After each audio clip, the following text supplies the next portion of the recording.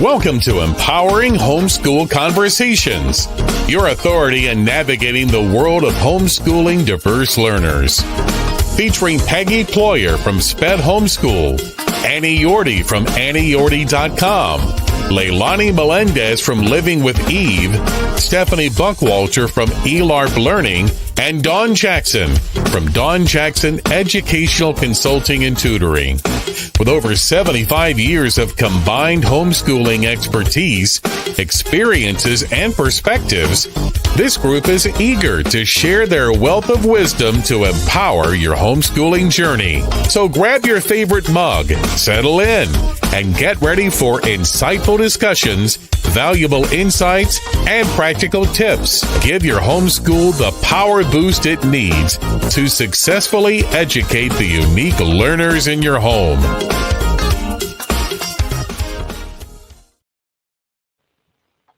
Hello. Today we have Michael Hingson on Empowered Homeschool Conversations. He is the author of the book, Live Like a Guide Dog. Welcome, Michael. Thank you. It's good to be here. Great.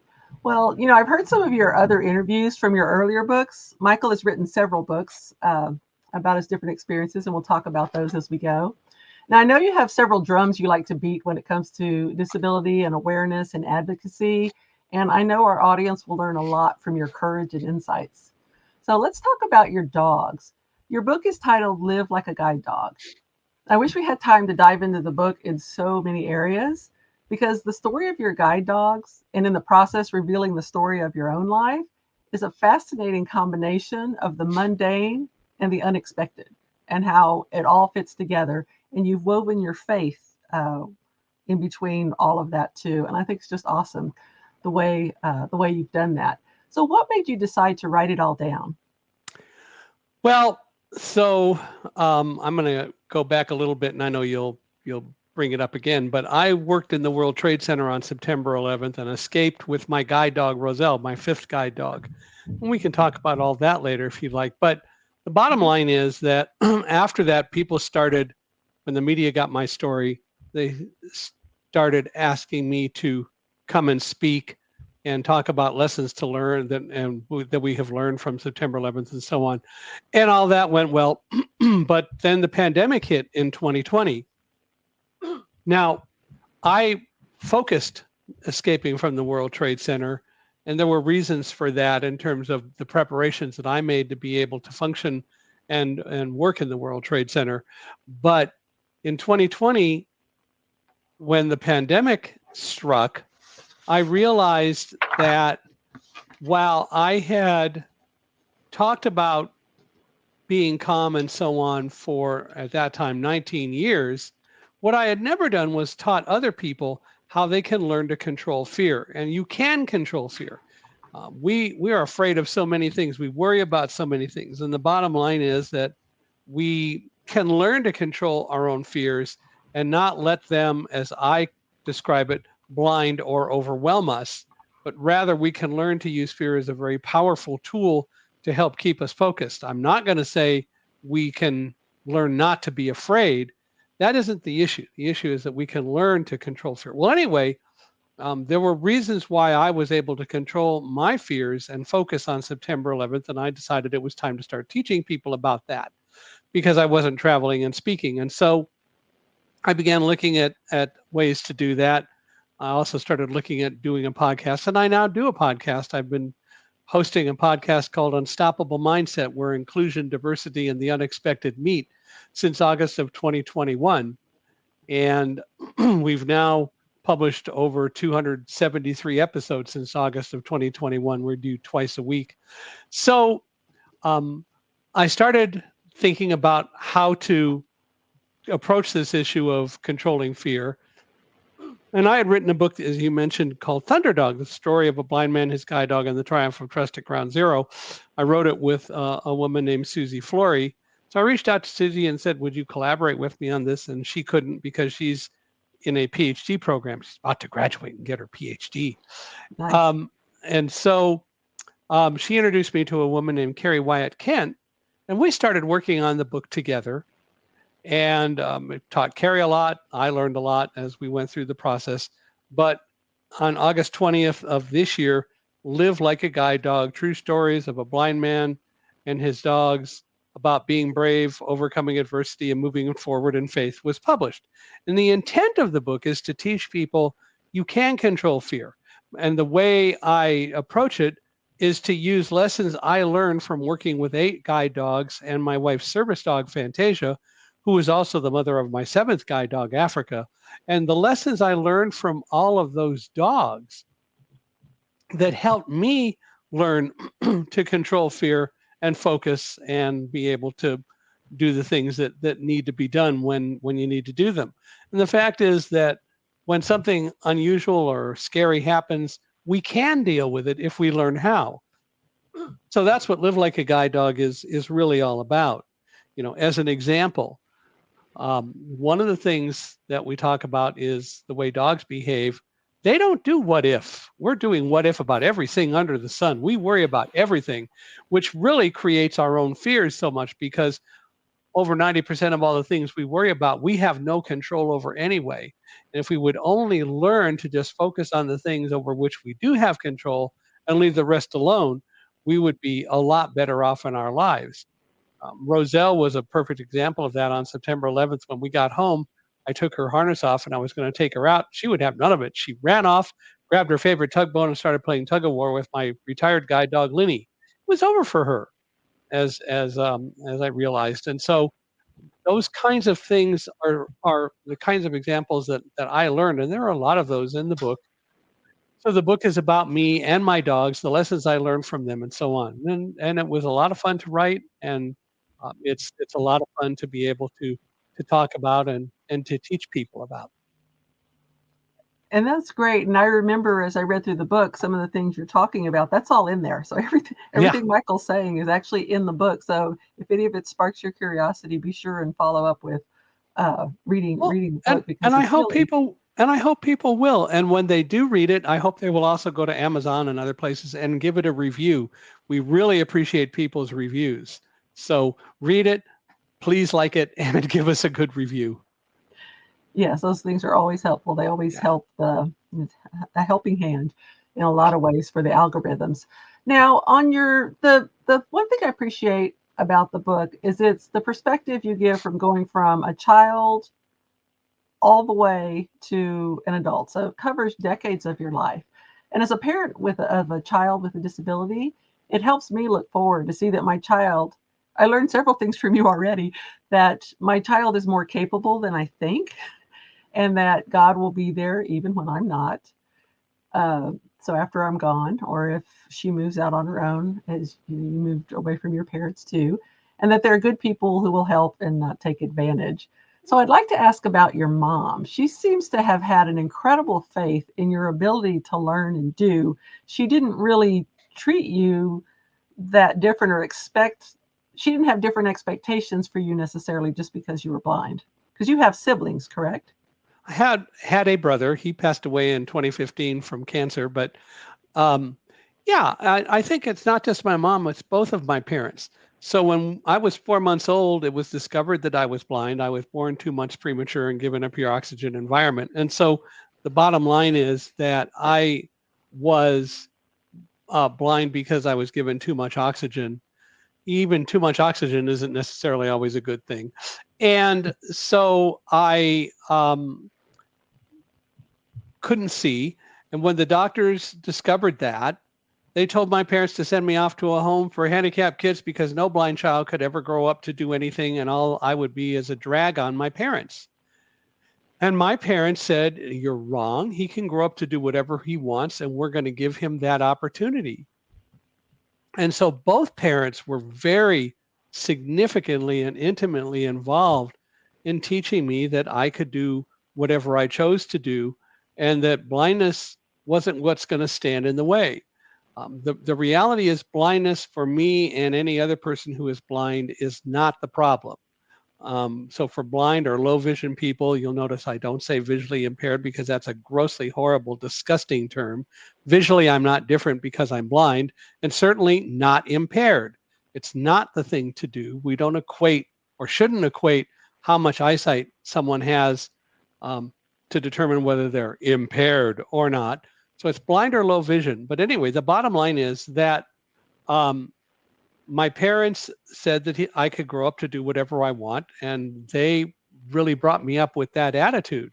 I rode a bike when we moved to California from Chicago when I was 5. A couple of years later, I got a bike, and I would ride it around like anyone else. I rode my bike to school, rode it around our neighborhood, and so on. I was always interested in science. I got a radio kit, and then later my father, who waited for me to be able to do it so we could do it together, we got our ham radio licenses. I'm a ham radio operator. Nice. I have a master's degree in physics that I got from the University of California at Irvine. But, the doctor said I couldn't do anything. So what can I say? I joined the Boy Scouts. I'm Eagle Scout and Vigil in the Order of the Arrow. And the bottom line is blindness isn't the problem. The real problem are the misconceptions and the attitudes that people have about blindness. That's what really causes the difficulty, because most people with eyesight think, well, if you are blind, you can't do anything because you can't see. The fact is, it's not a matter of being blind. It's a matter of people who are sighted think you can't. And so the result of that is that we're not given the same opportunities as other people, and we have to fight for it. Some of us do, a lot of us don't. Parents don't necessarily teach blind children to be as confident and as competent as they can be. So it's an issue. But the fact of the matter is that blindness isn't the problem. It's our attitudes about blindness that are the problems that we face. And I can see that in the world that I'm in with intellectual disability, whether it was in the school system, because my daughter was in the public school system for a while, and her teachers were good, but they could only do so much with what they had. And I think that's the reason a lot of us end up homeschooling, especially with the special needs children, children with disabilities, is because we have a lot higher level of faith and belief in our children than other people do. And it's good to hear you say to, be a living example of, a parent or parents who didn't let disability stand in the way of My moving parents forward. My parents, if you will, were risk takers. I mean, they said, yeah, you can ride a bike, you can do all these sorts of things and so on. And they allowed me to explore. Parents need to do that with their kids, especially kids with disabilities. Let them explore. Let them find out what their limits are. You can guide, you can observe, but don't interfere. Parents need to let kids explore, especially kids with disabilities. Otherwise, you're never going to find out what you can and can't really do. If you're sheltered all the time, that's a serious problem. And my parents were really good about letting me investigate and explore things. And I did. I went to school, went to a public school. And I think for me, that was good because I got to interact with people. I met all sorts of different kinds of people, including some people that discriminated against blind people, like the superintendent of my high school district. He decided that guide dogs, I had a guide dog when I went to high school, couldn't ride on the school bus because there was a rule in the school district that said live animals can't be on school buses. We took it to the school board. The school board supported the superintendent in a 3-2 vote. And we had met the governor of California the year before at a Boy Scout function. So my father wrote to the governor. And I don't know what happened, but all I know is that on one Friday afternoon, the superintendent had just returned from Sacramento, where rumor has it he was abused a great deal. Would have loved to have been a fly on the wall. But anyway, the word went out that I would be allowed back on the bus. And the reason I was allowed back on the bus was because there was a state law in California that said it was a felony to deny a blind person with a guide dog access to, in transportation, any common carrier, and school buses are defined as a common carrier. So the superintendent thought that his rule superseded state law, which it didn't. And the bottom line is that I got back on the school bus. And that taught me a lot that I wouldn't have learned any other way. That is, I learned you can fight City Hall and win. You need to prepare. And my father prepared a lot to go fight it at the school board level, which we didn't win, but by the same token, it opened the door to what came later.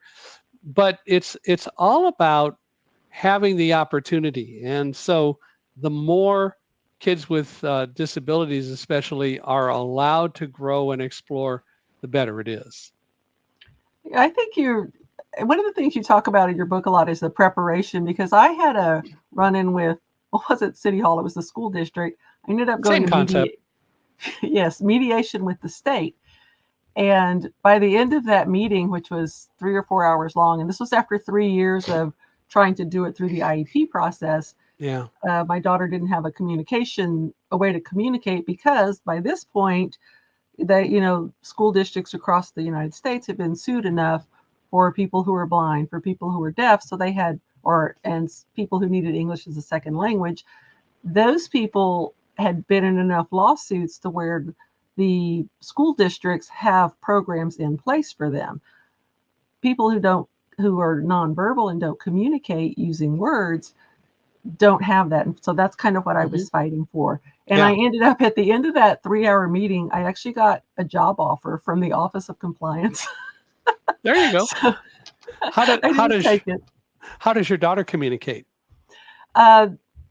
Right now, we have just started therapy for spelling to communicate, but when she was younger, we had learned up to 300 signs from using Okay. American Sign Language. Okay, great. And then she used an AAC device after that. She got an iPad 6 months after they came out. She was 5 years old. Good for her.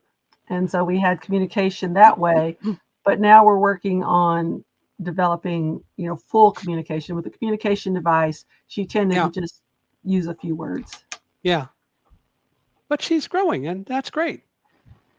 Yeah, her communication has grown, and even though her iPad was recently broken, and won't say how, but her iPad is recently broken, she is still able to communicate really well just by using the sign language that she learned a long time ago. So she has multiple ways, and I know in some of your chapters you talk about when if your dog had to retire early or passed away, you had to wait on a new one, that you had an alternate way to move around using the white stick. Oh, a cane, right.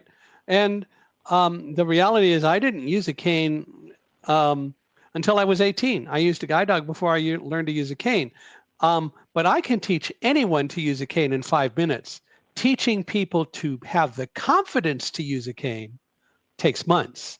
Because to use a cane or a dog, you have to be aware of your surroundings. You have to know where you want to go and how to get there. Because a guide dog doesn't lead a blind person. The job of a guide dog is not to know where to go and how to get there. And I don't want my dog to know that.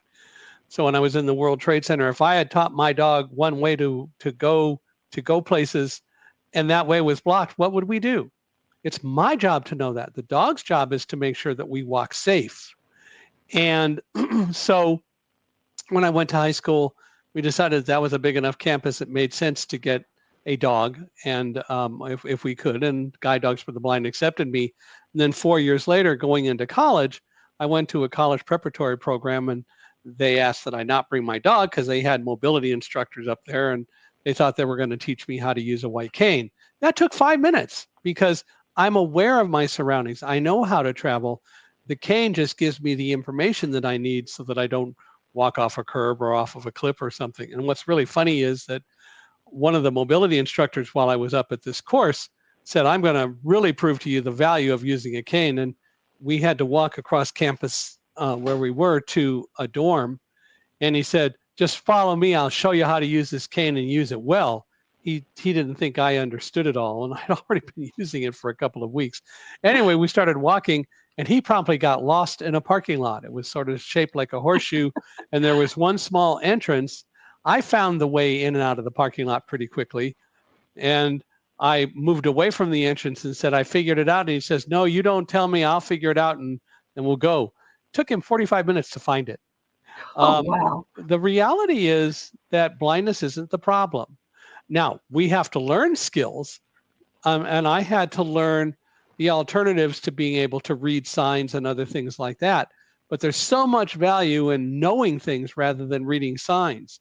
In the World Trade Center on September 11th, if I had been in an area, unfortunately I was not, but if I had been in an area where there was a lot of smoke and so on, and if I didn't know what to do, I'd have to rely on somebody who would be able to tell me. The problem is they wouldn't be able to know what to do because the smoke would be blocking their ability to read signs. Whereas if I knew what to do and I did know what to do, I was able to function and help other people, and we survived. That was one thing that was interesting to me, how your parents would help you when you were younger in high school and then in college, how your parents helped you learn the layout of the land so that you could memorize it and then use it in guiding your guide dog, basically, helping, being a team with your guide dog. That's another thing I want to talk about in a little bit, is the teamwork required when using a guide dog. But so you had support. It's not like you were, because I think as parents, we're thinking someday our kids will be 100% independent. And in reality, nobody is 100% independent. We all depend on other people for something.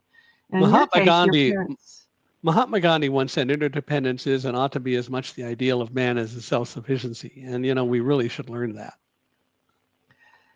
And that's kind of hard, because that's one of the areas I know that special needs parents struggle with, is how much you're just not used to being that dependent on people for, whether it's, for therapy or medical advice or childcare or training your child to do something that other kids just pick up easily. Well, most kids pick up easily. I'm amazed at sometimes what kids don't pick up who should, but that's okay.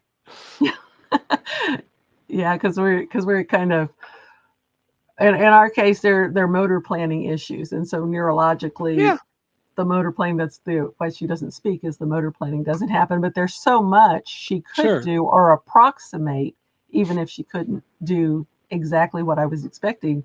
She could approximate a lot of what I asked her to do. And she will surprise you the more you let her do stuff. Yes, she'll pick it up.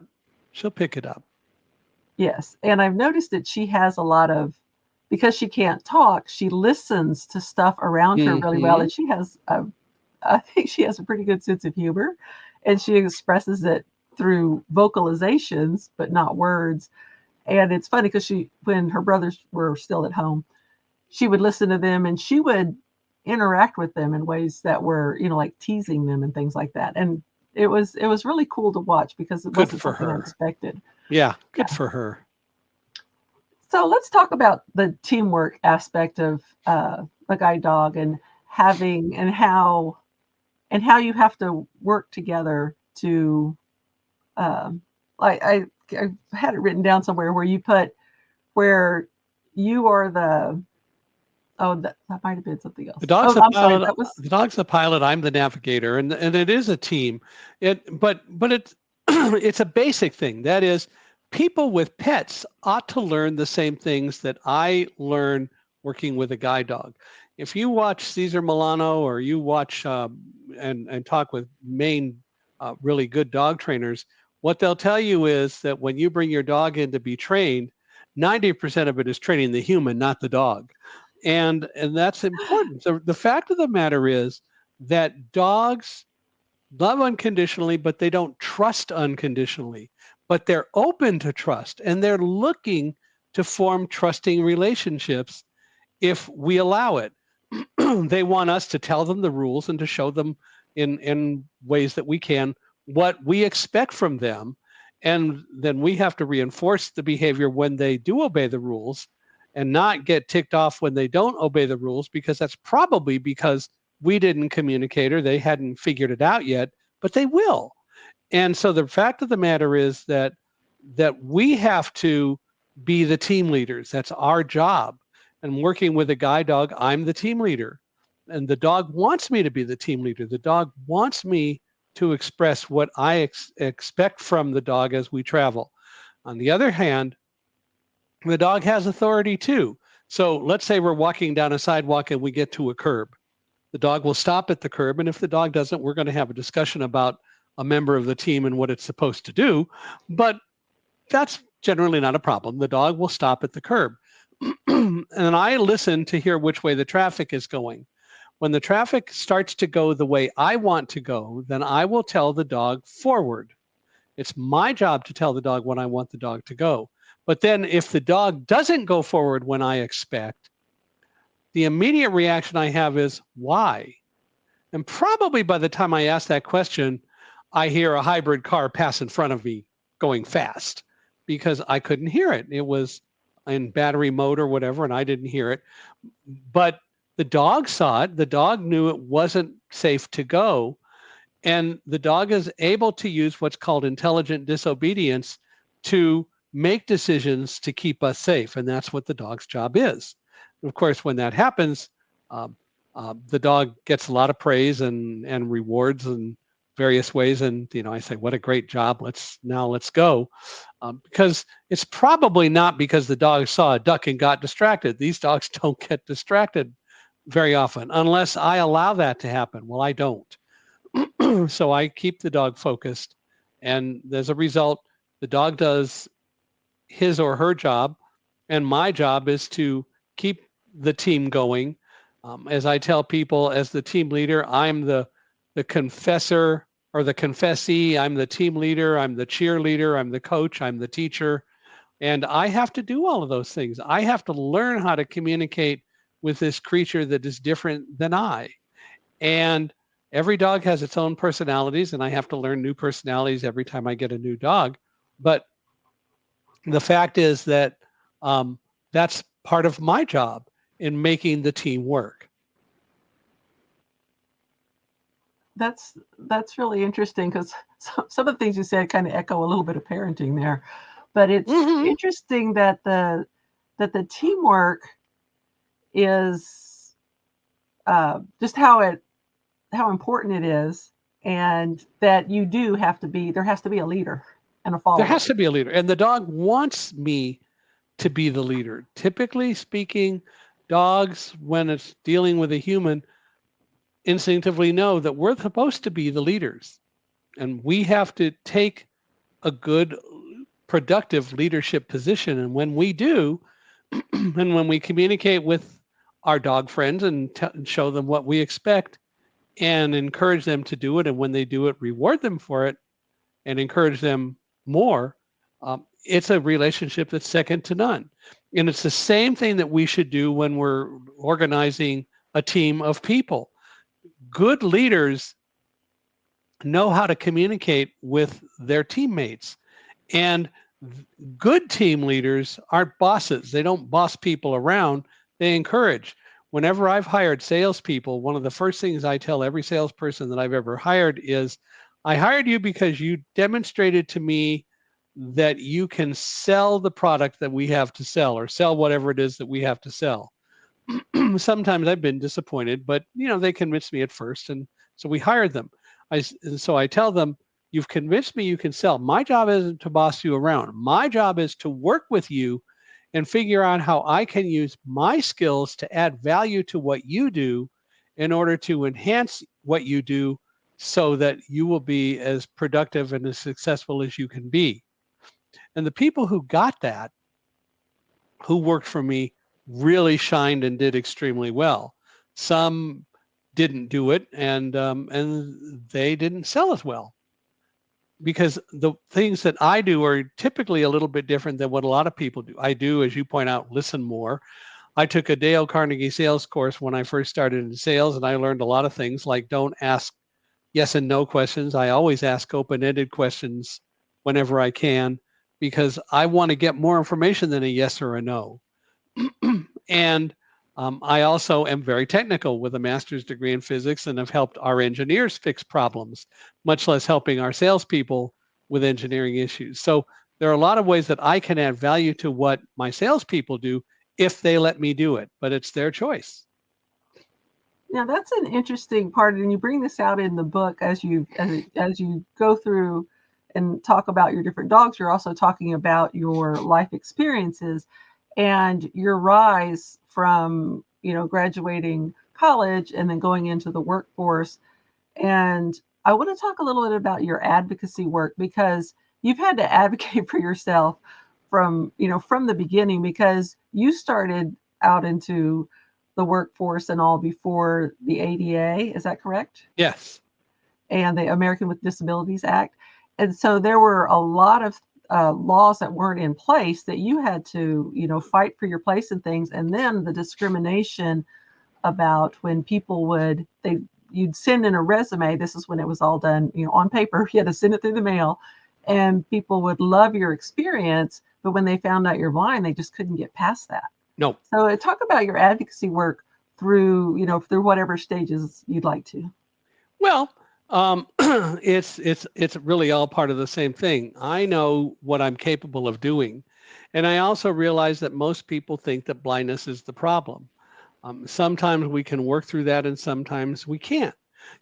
Nowadays we have the Americans with Disabilities Act, and so what happens with the ADA? Well, for you, when you work in an office, you have lights so that you can see where you're going, and when you're walking down a hall, or you have windows. That's a reasonable accommodation for sighted people. We have computer monitors. That's a reasonable accommodation for sighted people.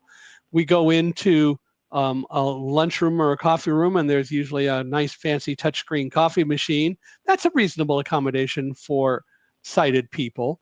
But in all of those cases, if I need, for example, an inexpensive computer program called a screen reader to be able to verbalize whatever comes across the screen, the barriers go up. Oh, we don't have anything in our budget to allow for that. Come on, you're buying computer monitors, which cost at least as much as what my software program would cost. It's just the attitudes that people have. And the other side of it is you can't approach it with hate. You can't approach it with anger. You have to, in a sense, outsmart and outlove the other person. And so I work to do that as much as I possibly can as we are doing the things that we need to do. And I've learned to help other people who are looking for jobs and advise them how they can interact and advocate for themselves, because we're our own best advocates. We're also our own best teachers. I used to say, when I would listen to my speeches, because I like to record my speeches and then listen to them, see what maybe I could do better. I used to say, well, I'm my own worst critic, so I'm going to really pick stuff up. I've realized over the last year alone that I'm not my own worst critic. I'm my own best teacher.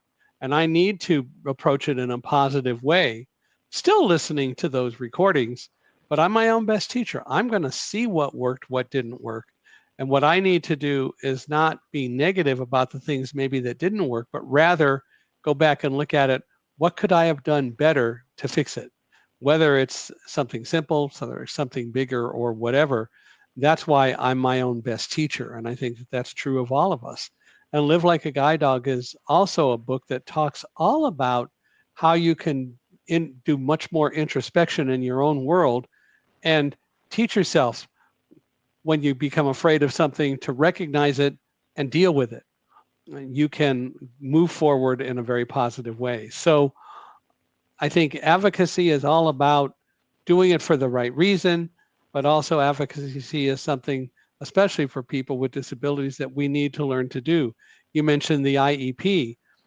I think it's important for those who can do it, for persons with disabilities to become part of the advocacy process and advocate for themselves. Now, having said that, let me go back a little bit, because when I talk about persons with disabilities, I've changed my definition of what a person with a disability is. My diversity friends always talk about how a person with a disability isn't included in diversity because it's usually race, gender, sexual orientation. And when I say, where do you put disabilities and all that? Oh, that's social justice. That's a crock. It's not. It's as much a minority group, if not more of a minority group, than any of those other diversity groups that they keep talking about, especially since there are probably a whole lot more of us than there are of any of those other groups. The CDC says 25% of all persons have a disability. I disagree with the CDC. I believe 100% of all people have a disability, and I'll tell you why. I went to a hotel last year in Hollywood, California with my niece and nephew. We were there for a function. We put our luggage in our room. It was 3 p.m. We were walking down the main stairwell coming from the 3rd floor to the 1st floor. And all of a sudden I heard people starting to scream in the lobby.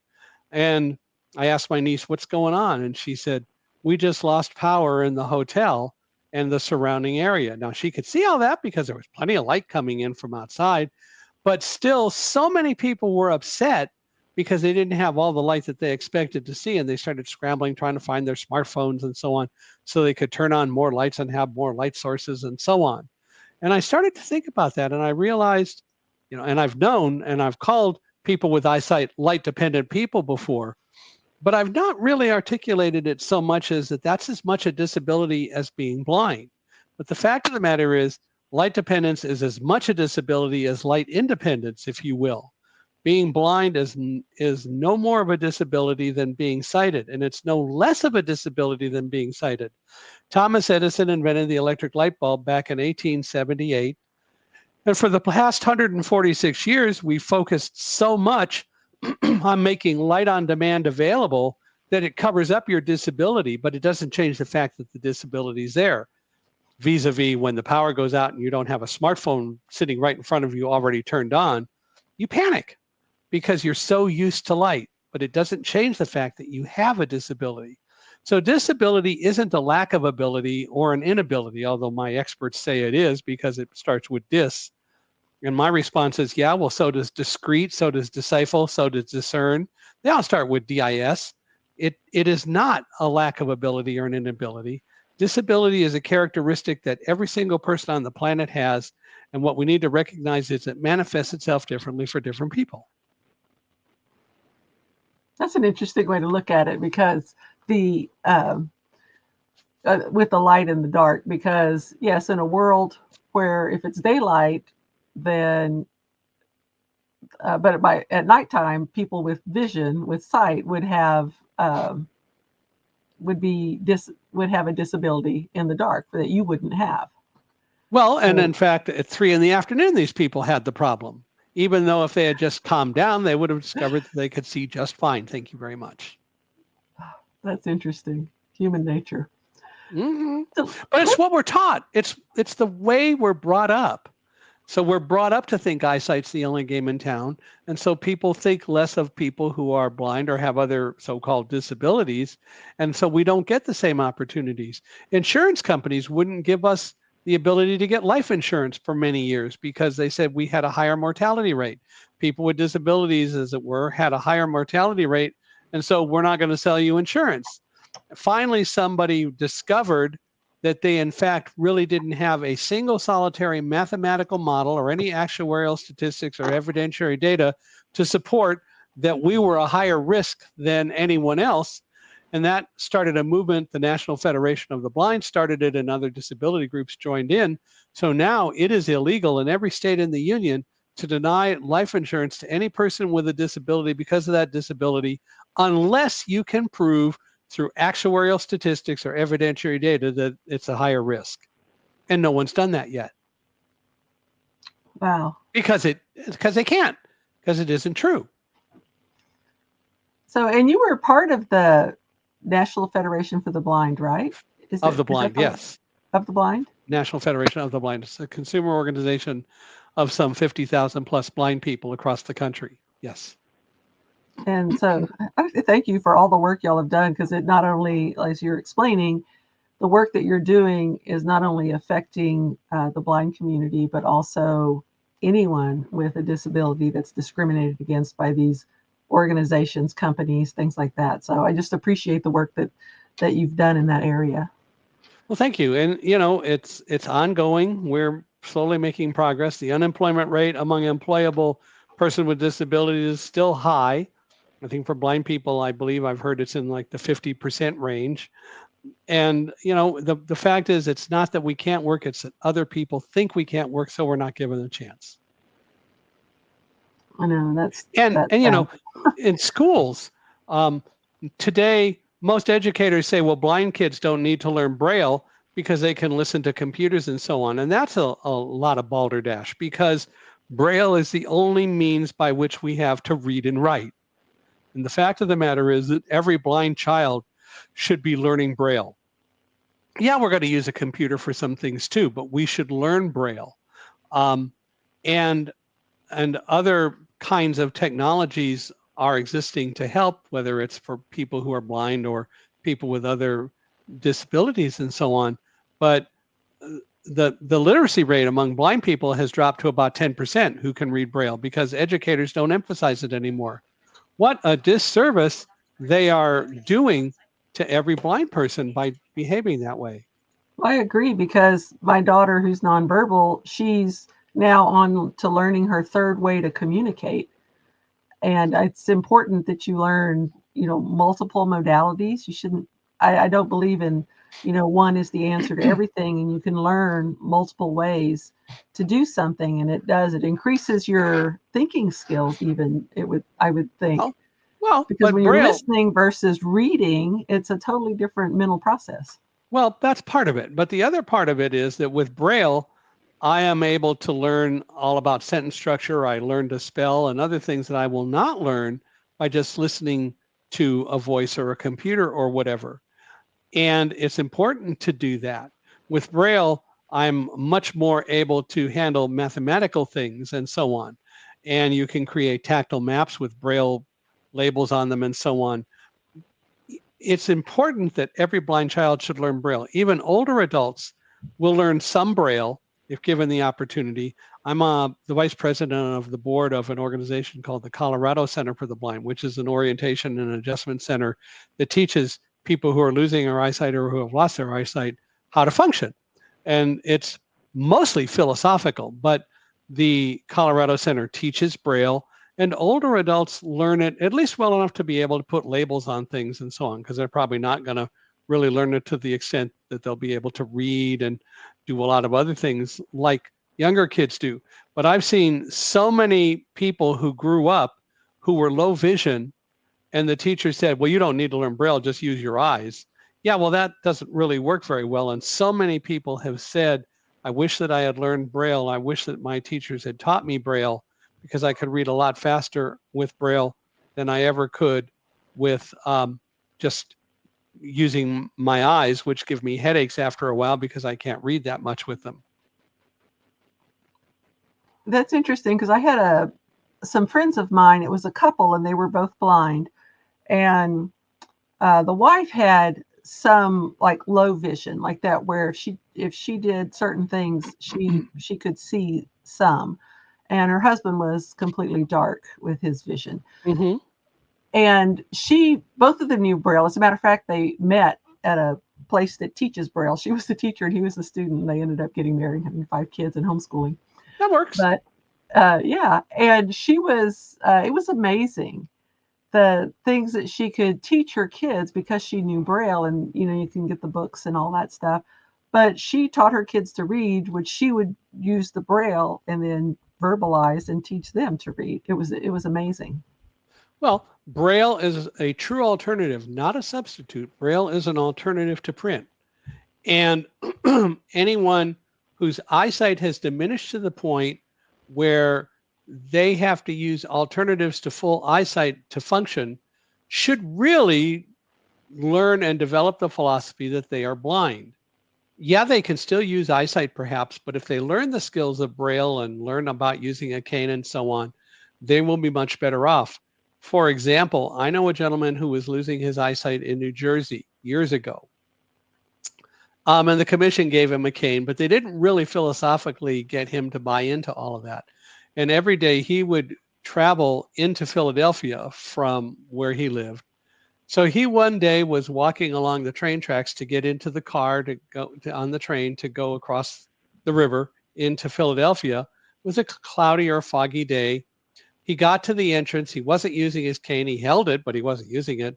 He turned to get into the car and promptly fell between 2 train cars, because it wasn't a space for it to go into a car.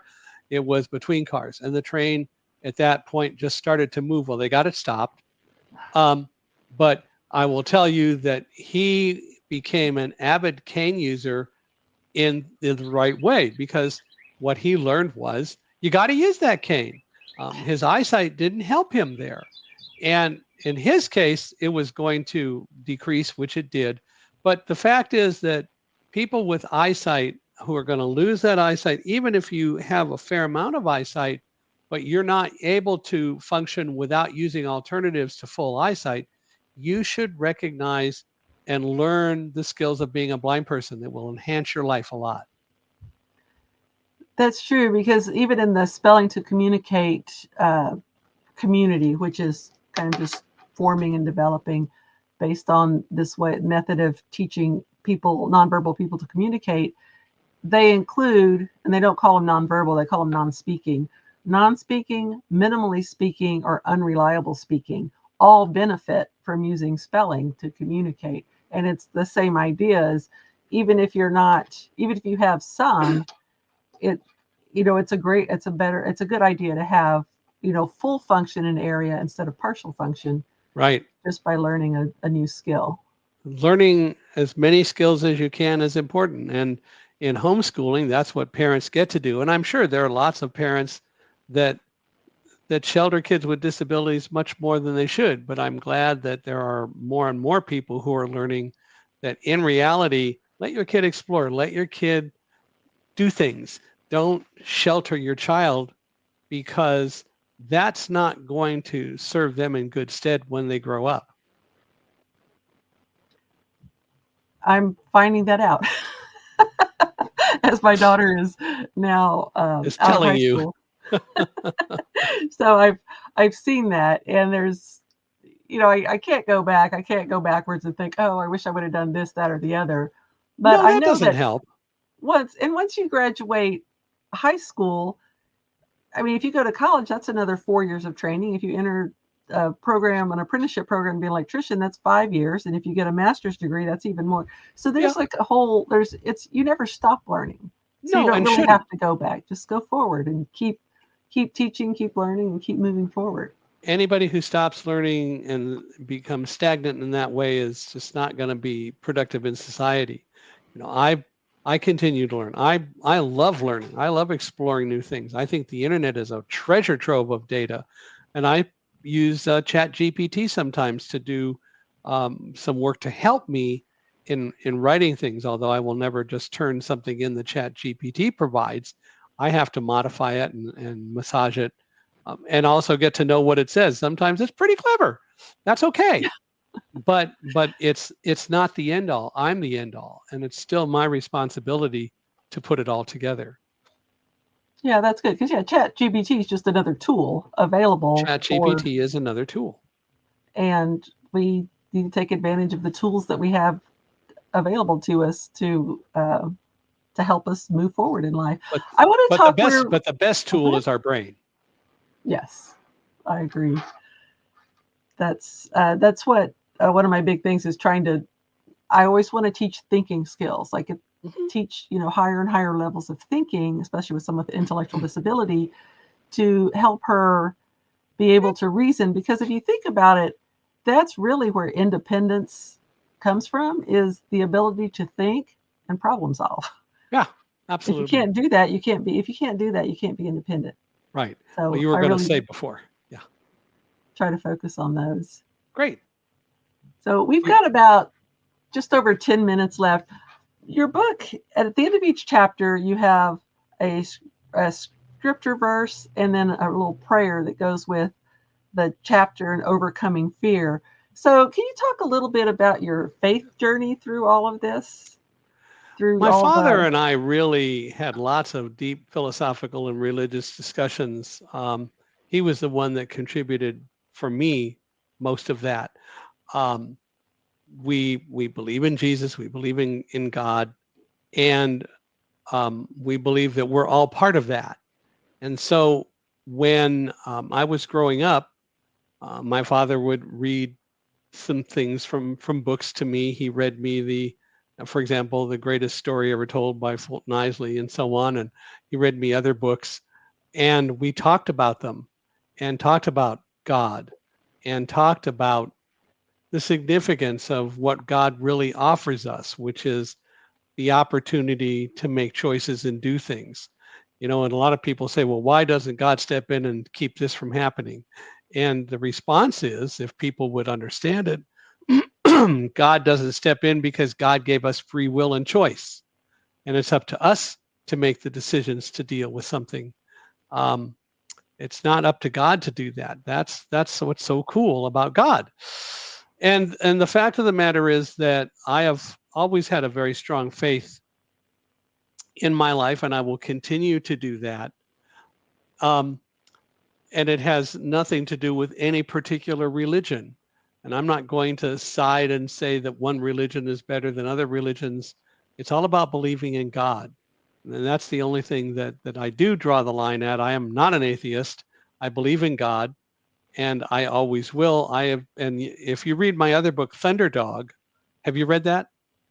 Oh, no, not yet. Okay, so you got to get Thunderdog, which is my story in the World Trade Center. But in one of the chapters in Thunderdog, the chapter is basically one where we've escaped from the towers, and we're at the corner of Vesey Street and Broadway.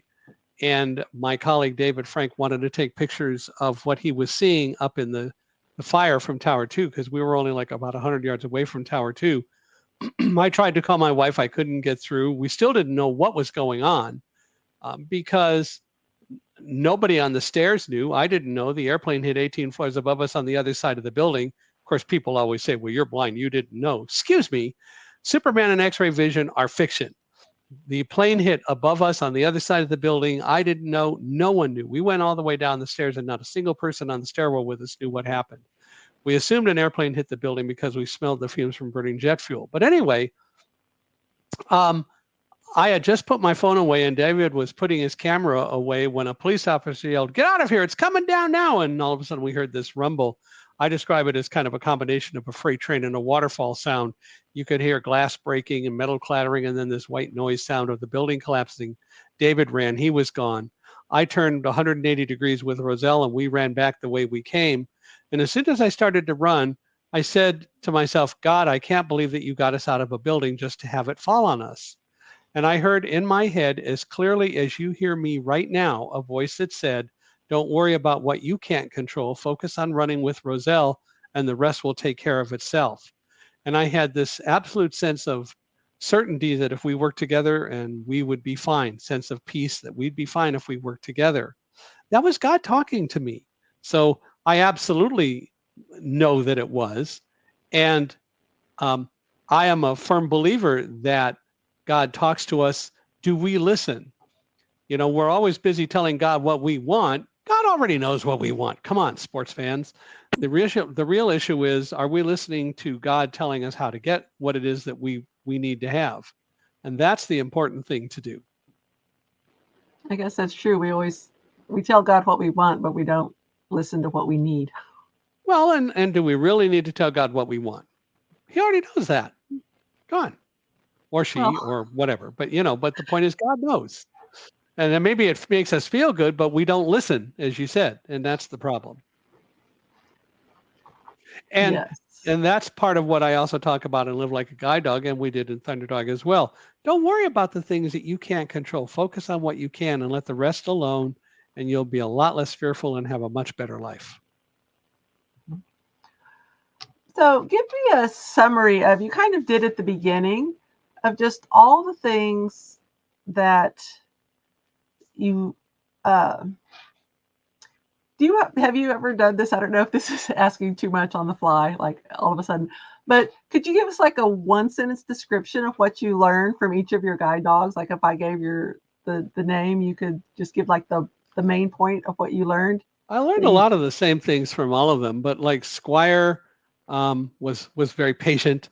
Holland, my second guide dog, and we wrote a lot about Holland, was a wonderful dog, and took a lot of adventures with me, and figured out how to be a good guide dog even in the snow of Boston. Klondike, my third guide dog, experienced fear. He was afraid, and I don't know what caused it, but when I was getting him, we were riding our bus from Guide Dogs for the Blind into San Francisco, and we got to where we were going to get off this guide dogs bus, and he just started shaking and shivering. And what I learned was, be patient, encourage him, and within a couple of days he was over the fear. Linny was a very bright dog, a very sensitive dog, and Linny was a dog who loved everyone, but she also again really adapted very well to working with me. Roselle certainly was a dog who, as I requested when I was going to go get her, had an on and off switch. She knew when the harness went on to work and focus and not be distracted. And she wasn't. She did exactly the kinds of things that she was supposed to do, but she also knew to expect things from me, as every guide dog did. Merrill, my sixth guide dog, only worked for about 18 months. And Merrill, the problem with Merrill was that she had a type A personality. She could not leave work at the office. So when we came home or when the harness wasn't on, she wouldn't play with the other dogs. She would snap at them. She followed me around everywhere. She could not relax. And that caught up with her, which taught me a lot about being patient and recognizing that I can learn to deal with stress, because Merrill couldn't. Africa, my seventh guide dog, who worked from 2008 to February of 2018, was again a yellow Labrador Retriever and a real cutie. And Africa focused very well, and Africa taught me a lot about how to react in different kinds of situations. And we had a lot of adventures together. We went to the Netherlands together. We went other places together. And then now I have Alamo, who's my first black lab. And Alamo is just extremely bright. He, in some senses, I think, is the brightest guide dog that I have ever had, because Alamo just figures things out. He amazes me when he figures out things as we're as we're walking, and he just seems to know what I want, which is just one of those seamless relationships.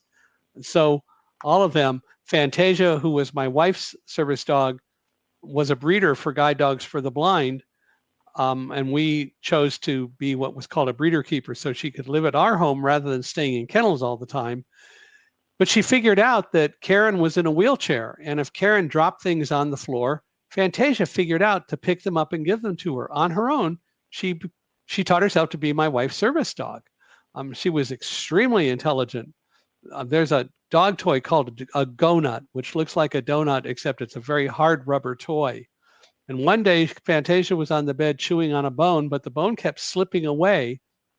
She dropped the bone, jumped off the bed, went into the living room, found a go-nut, brought it back to the bed, got back up on the bed, because Karen would let her be on the bed. I wouldn't let my guide dogs be on the bed, but Fantasia got to be on the bed. She grabbed her bone, she put the bone into the hole of the go-nut, and then chewed on it. She did all of that herself. Very bright dog. So again, all of these dogs are extremely clever and teach us a lot. Again, we have to create the environment to encourage them to do that, but that's what we love to do. I think that's awesome. I got an advanced copy of the book, and so I've read all of these stories, and I highly encourage anyone, especially if you're a dog lover, or even just overcoming fear, whether on behalf of your child, for your child, or about your own life. There's so much wisdom to be gleaned from this book, and there is so much just the stories, just the mundane, and just how things can change in an instant, and the ups and downs of a life over decades, and how you face those with courage.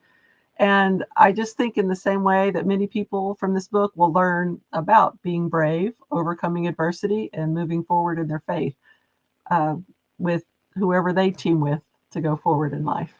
Well, one of the things that I wanted to make sure we didn't do is preach at people.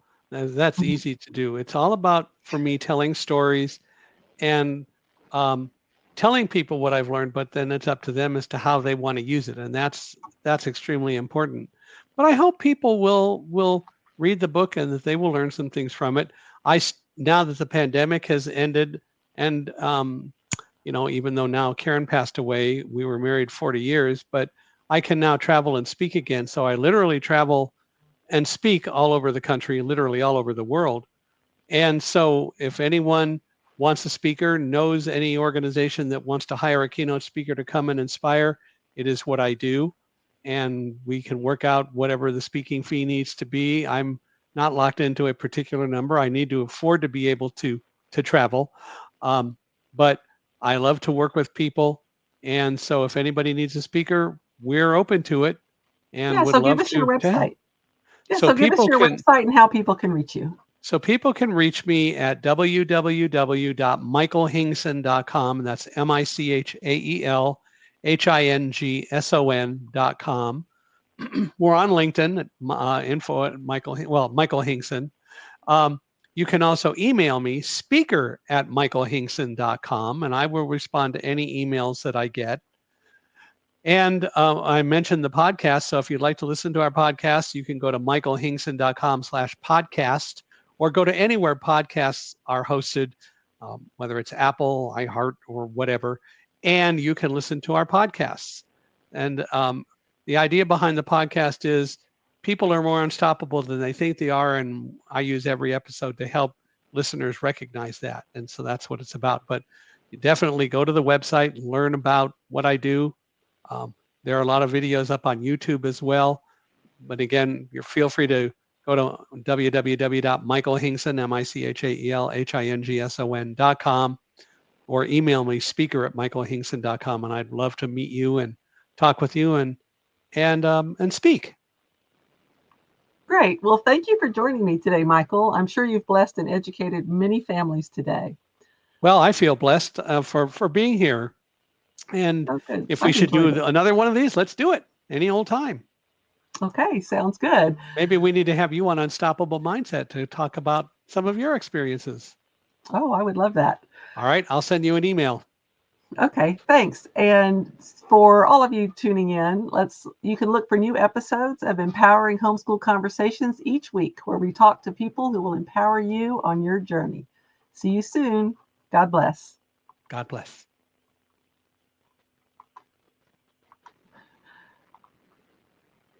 I'm trying to play a little ending video, but it's not happening.